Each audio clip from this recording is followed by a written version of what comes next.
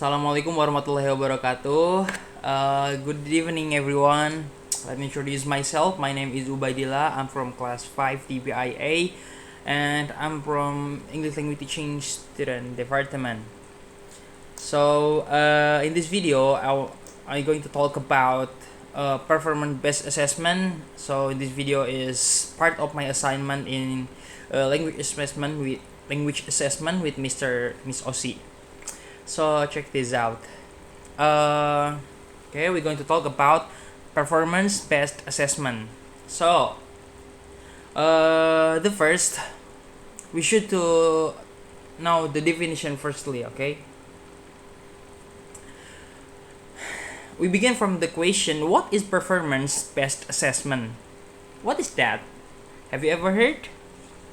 Maybe, I don't know. So, as we know that assessment are integral part of learning journey.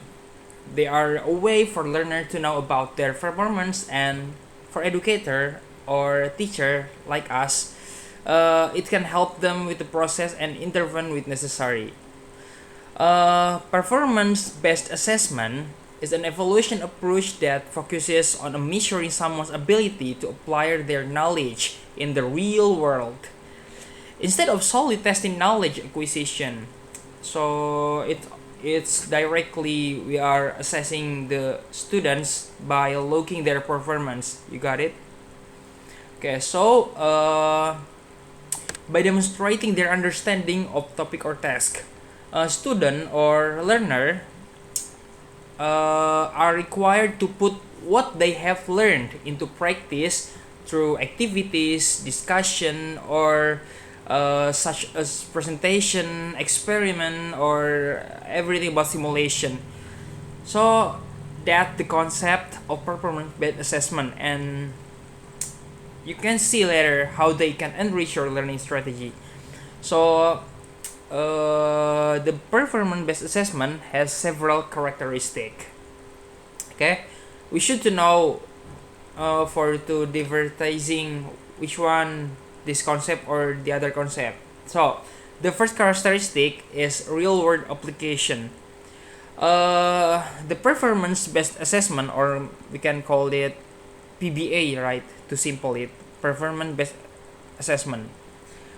In PBA, the first characteristic is real world application. So it talk about text simulate authentic, like a real world situation relevant to the subject or skill being assessed. I mean that is real world. In the real world, we can see them in the real world application. So the second is authentic task, and the third is demonstration of skill. So if you want to assess them with the PBA, the characteristic of PBA is demonstration of skill.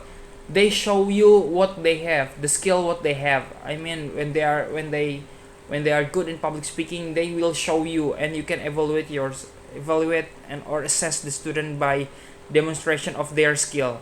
So the fourth is open-endedness. The fifth is process-oriented. It means that evaluation not only consider the end result but also the process undertaken to accomplish the task. So the next is individual assessment, because PBA is individual assessment, right? Like allow for personalized evaluation based on an individual unique approach and performance. Yeah, that's it. So the next is multiple criteria. Yeah, assessment considers various criteria like creativity or critical thinking, or what is that, effective communication, or prophetic holistic review, or performance, or the other something, etc., like that. So the next is feedback integration. Is provide an opportunity for intermediate or constructive feedback to facilitate learning and improve their skill. The next is performance rubrics. Yeah, the last is performance rubrics. It's often accompanied by detailed rubric that outlines specific criteria for assessment, like aiding in transparency or fairness. Like we can told them which part aspect do you want to assess, yeah, something like that. Yeah. So next,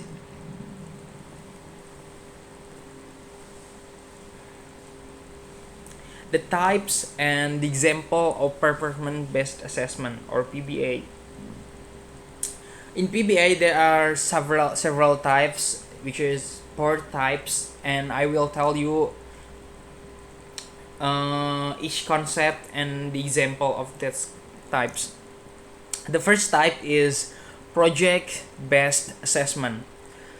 So in this project, or in this assessment, learner complete project with complex concept to approve to the extent to which they have understood the learning material. It can be creating something like a model, conducting research or topic, handling in creative work such as video or infographics, something like that. You can order them or tell them to create to credit. So for example, like in physics class, student may apply a theory in experiment and present its outcome with written observation, like they are go to some place and observe it over there, and it's called project based learning because it is in some project. So the second the second types of BA, there is a portfolio assessment. Portfolio assessments, it can be what is that, involves student producing various projects for a specific subject and handing them in overtime, time by time. So this way, or this types assessment is educator can many educator or teacher, as we are, can monitor the process of student and observe their understanding on the topic, present aspect, in different aspect. For instance, in a language learning class, student can create a portfolio of assignment like essay or report or presentation, something like this, what I do in this time, or all written in the language they are learning, showcasing how they can apply it in various contexts. So that is portfolio assessment. So the third types of PBA, or performance based learning assessment, I mean, is simulation assessment. Simulation assessment also include role play games to put students in an environment that directly they are performed in front of people or in front of you, so you can assess the student by their performance. It can be might role play the creation and execution of marketing campaign. So this immersive way for students to experience the learning material, engaging them more in process. This assessment can be implemented through virtual reality or augmented reality technologies to become more immersive and meaningful. So the last assessment, or the last types of assessment, is authentic assessment.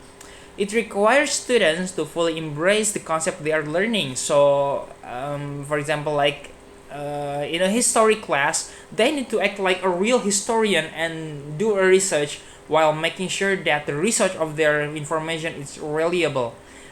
This concept allow learners to develop skills that are going to help them in their future career and gives them opportunities for hands-on learning. Yeah. Next. So, the next question. How? How to evaluate the performance-based assessment? How we are evaluate every task? So,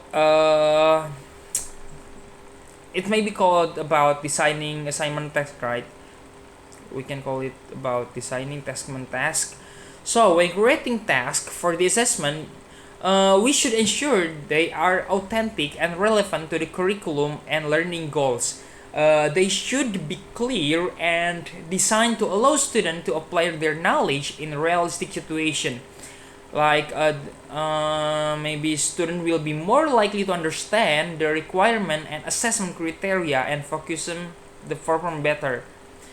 Also, don't forget to include rubrics a type of scoring guide to outline the criteria of the assessment as well as performance indicator and description. So to analyze the results, once everyone has taken their assessment, it's time to analyze the result.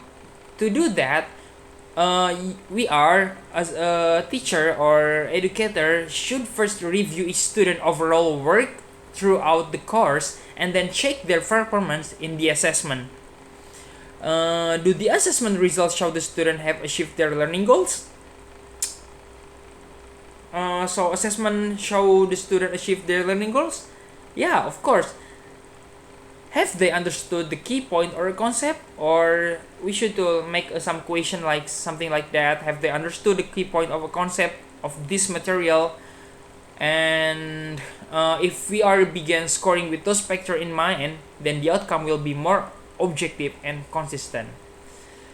So performance based assessment, yeah, that was maybe that's enough from me. Thank you for your attention. See you in the next time. Bye bye. Assalamualaikum warahmatullahi wabarakatuh.